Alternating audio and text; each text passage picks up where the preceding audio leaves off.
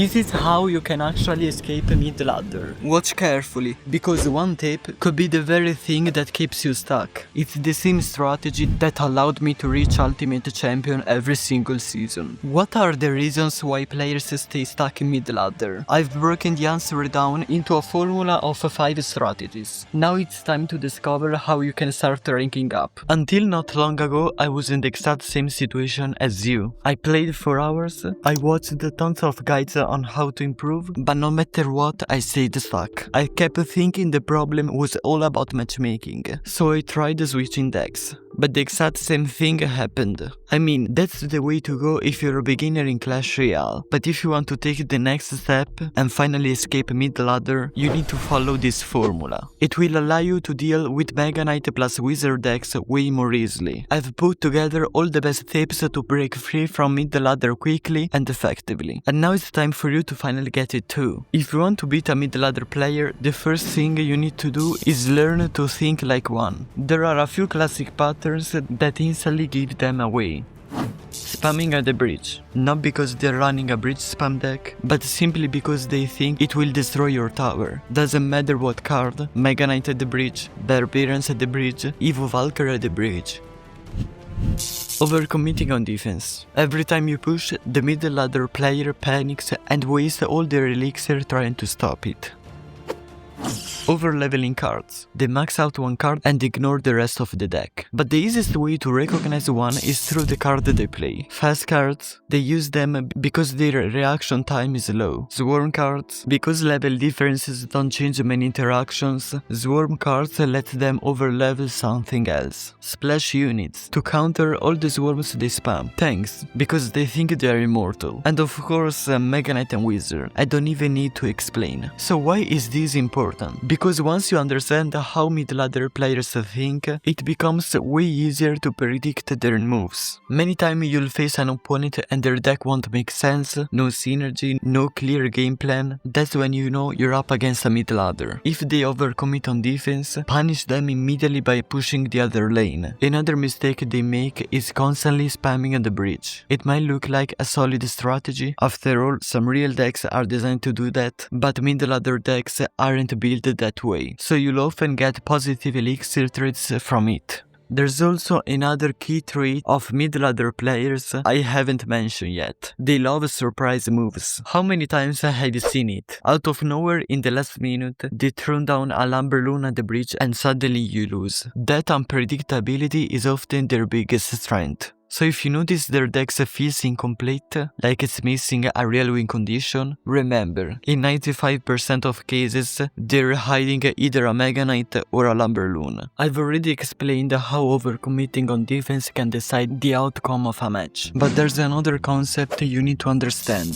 downtime. Downtime is the dead moment in a match, when neither player is placing any card. In Clash Royale, there's this common belief that you should always play something, to never waste elixir, but that's not entirely true. Mastering elixir management is way more important than you think. There are moments where you should even defend, and others where you should play everything into one push. There's no universal rule. Too many variables are involved. That's why I suggest studying your favorite pro players. Pay close attention to how they manage elixir with their deck, and ask yourself, why are they making that move right now? In general, the most important concept to understand is this: knowing when to play a card in the back and when to just wait, even if you're sitting at 10 elixir. This becomes obvious if you know your deck well. For example, if your defense relies on just 2 or 3 critical cards, you can cycle them randomly, otherwise your opponent can attack the opposite lane, and you'll be left with no counters. Downtime isn't inactivity, it's an invisible strategy. The players who know how to wait, who knows how to observe,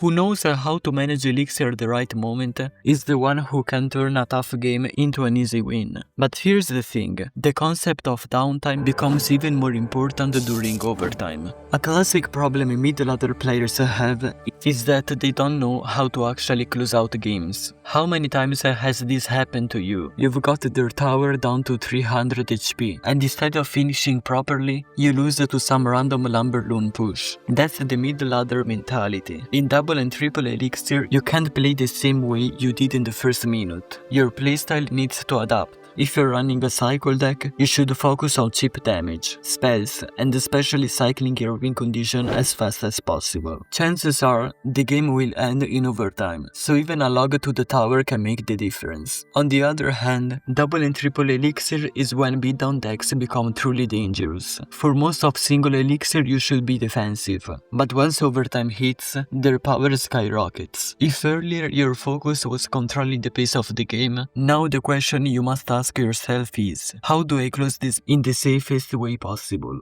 Mid-ladder players always play as if it's still the first minute. But there's another fundamental step if you want to win a lot of matches: understanding patterns. I've already shown you the typical traits of mid-ladder players: spamming at the bridge, overcommitting on defense, overleveling cards. These things let you immediately understand what kind of players you're facing. But the really important point is that these traits turn into actual patterns. Only when you learn how to read them, the game truly changes. Mid-ladder players always have a script in their head. It doesn't matter what the game situation is, it doesn't matter how much elixir they have, they will always tend to repeat the same strategies. If you know that your opponent always spams at the bridge, you won't be surprised anymore. You'll already be ready with your cheap defense, and with elixir to punish on the other side. In this way, you'll be able to anticipate mid-ladder players easily.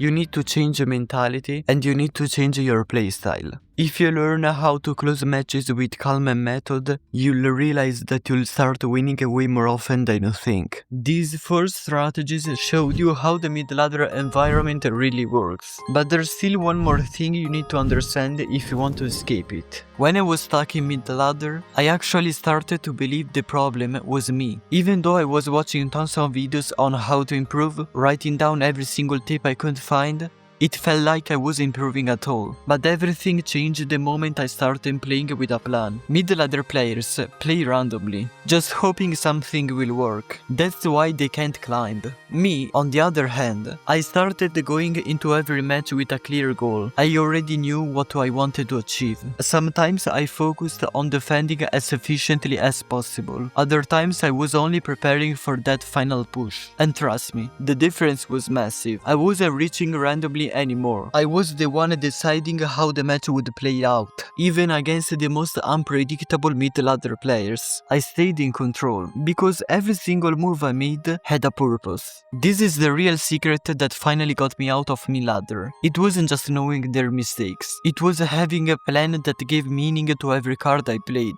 But here's the thing, if you want to get as good as possible at Clash Royale, you need to improve in many different areas. There are plenty of other tips and strategies that can take your gameplay even further. So if you want to learn how to manage yourself better, make sure to check out this video.